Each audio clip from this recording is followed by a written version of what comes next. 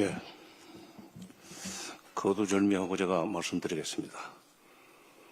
오늘도 좀 박연주 차관이 상당히 이번 이재명 대통령의 유엔 외교에 대해서 자료로까지 준비해가지고 보고를 하실 걸로 알고 있습니다. 또 언론에도 좋게 보도가 됐습니다. 그런데 그 이면에서는 대통령이 앞으로 나갈 수 없도록 붙드는 세력이 지금 정부 내에 있습니다. 이른바 동맹파들이 너무 많아요. 대표적인 것이 8.15 경축사에서 9.19 군사분야 합의서의 선제적 단계적 복원을 약속했습니다. 그러면 그로부터 한 달이 넘는 9월 19일 날은 복원이 됐어야 될 거 아닙니까?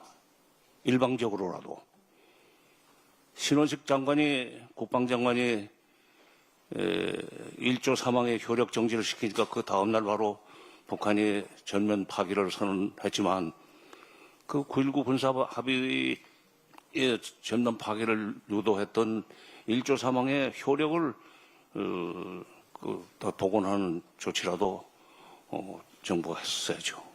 국무회에서 해야 되는지 아니면은 대통령이 그냥 그 수보회에서 발언하는 걸로 되는지 그건 구체적인 건 잘 모르겠습니다만은 그걸 못했습니다.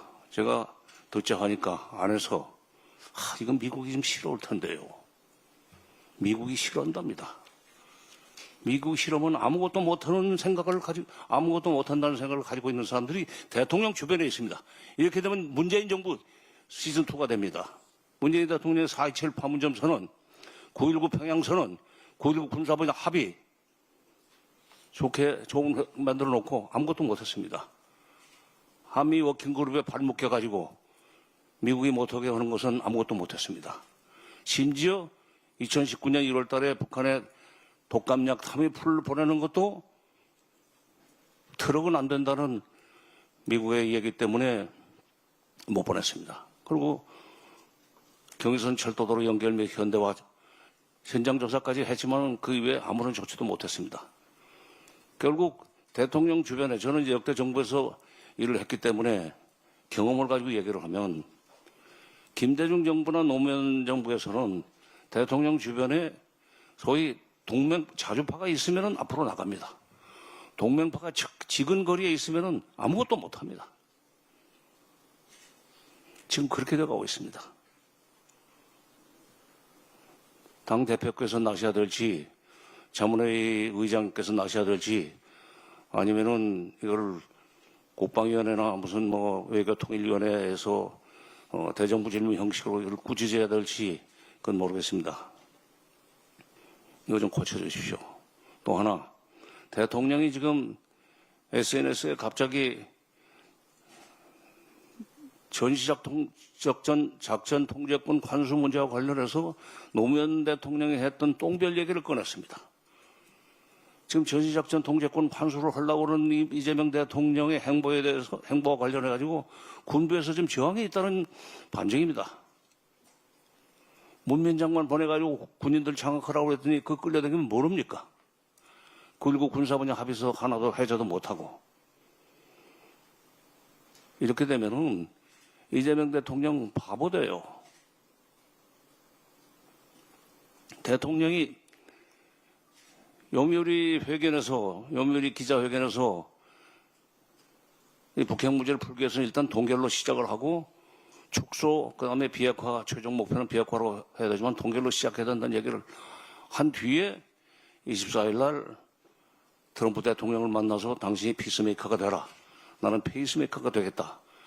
그럼 바로 페이스메이커가 되기 위해서는 동결 관련해서 결국에 북핵 문제를 가지고 북미 회담이 열릴 수밖에 없으니까 동결과 관련해서 한미가 어떤 대책을 어떻게 그 동결을 시작할 것인가는 하우투에 대해서 우리가 지혜를 내고 한국 정부가 지혜를 내서 미국을 끌고 가야 됩니다. 페이스메이커라는 게 뛰는 사람보다 선수보다도 약간 앞으로 가면서 이쪽으로 저쪽으로 이렇게 끌고 가는 게 페이스메이커 아닙니까? 트럼프를 이재명 대통령이 페이스메이커로서 끌고 가도록 하려면 동결에 관해서 얘기를 할 수 있도록 동결의 조건이라든가 방법론에 대해서 얘기할 수 있도록 지혜를 만들어줘야 되는데 참모들이 그건 안 하고 무슨 END라는 그 멋있는 글자를 무슨 그걸 만들어 가지고 exchange, normalization, denuclearization 해서 END라고 그러는데 진짜 이 END 정부에서는 지금 그 홍보를 많이 하던데 대통령 끝장낼 일이 있습니까? 비핵화 얘기를 거기 왜 넣어요? 말하자면 동계를 어떻게 시작할 것인가? 말하자면 입구 얘기를 해야 되는데 왜 출구에서 잡을 수 있는 그 결과들을 갖다서 얘기를 하면서 그것이 잘 됐다고 얘기를 합니까? 저도 대통령 연설문을 써봤던 사람이기 때문에 비서관 생활하면서 상황이 바뀌면 김정은이가 9월 21일 날 비핵화를 얘기하면 절대로 북미 정상회담에 안 나가겠다고 얘기를 했으면 설사 유엔 총회 연설을 만들어 놨다고 할지라도 즉석에서 그걸 고쳐가지고 그 비핵화 얘기는 빼고 얘기를 하든지 그렇게 보좌를 해야 되는 거 아니에요. 대통령은 딴소리를 했어요, 지금. 그렇게 해가지고는 이재명 정부가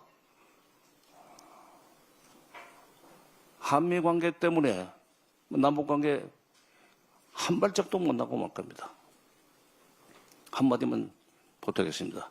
김대중 정부나 노무현 정부 전반기에 남북 관계가 한 발짝 앞서가면서 북미 관계나 북핵 문제 해결에 어떤 기초를 놓았던 것은 대통령 외교안보 수석이 그야말로 미국 눈치를 안 봐도 된다는 철학을 가지고 있는 사람도 있었기 때문입니다. 임동원이라는 외교안보 수석이 있기 때문에 김대중은 성공을 했었고 전반기의 남북관계가 이 노무현 정부 전반기의 남북관계가 앞으로 나갈 수 있었던 것은 이종석이라는 참모가 옆에 있었기 때문입니다. 여기 이제 임성남 그 차관도 와 계시고 박윤주 차관도 와 계시고 다 저 친애하는 대학 후배들이지만은 직업 외교관들이 대통령 지근거리에 있어가지고는 될 일이 없어요, 남북관계는. 이건 어떻게 시정 좀 해 주십시오.